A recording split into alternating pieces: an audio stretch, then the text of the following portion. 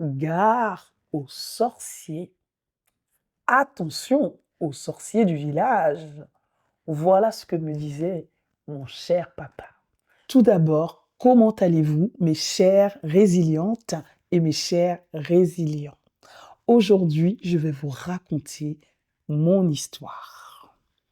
J'ai quitté mon Afrique natale quand je n'étais alors que à l'école primaire. Et depuis cet instant, un de mes plus grands rêves était d'y retourner.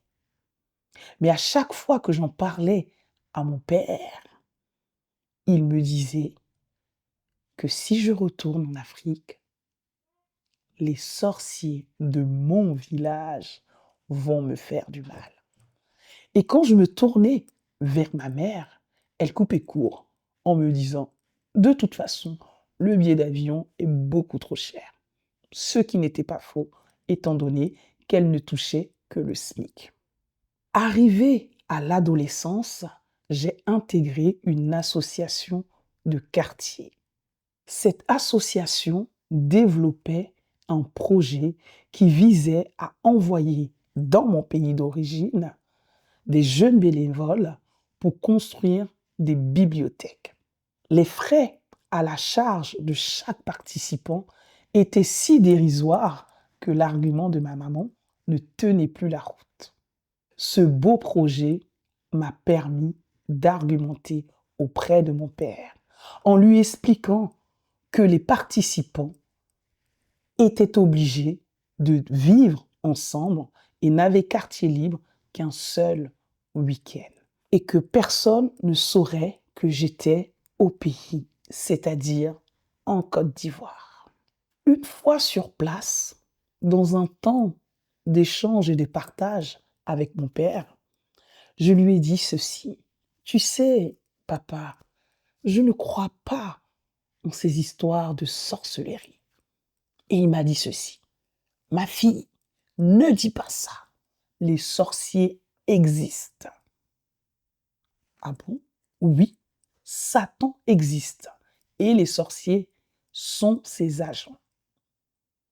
Aujourd'hui, avec la maturité spirituelle que j'ai acquise, je dois avouer que même si mon père était quelque peu dans ses réactions excessives, dans sa compréhension un peu trop peut-être traditionnaliste, il avait conscience pleinement du monde spirituel.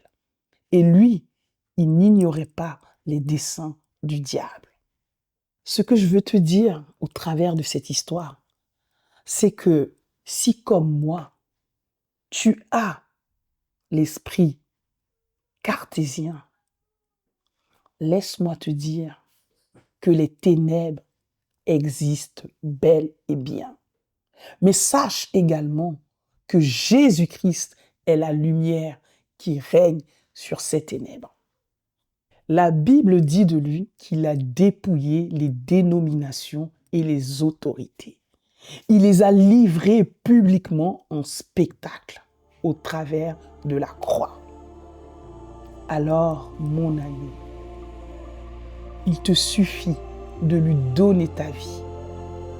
Et ainsi, rien ni personne ne pourra te ravir de ses mains.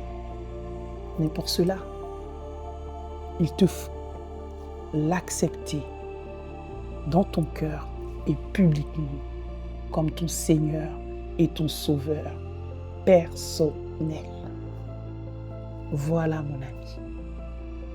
J'espère que cette histoire t'a fait prendre conscience de ce que les ténèbres existent, mais de ce que la lumière gagne toujours, car cette lumière n'est rien d'autre que Jésus-Christ.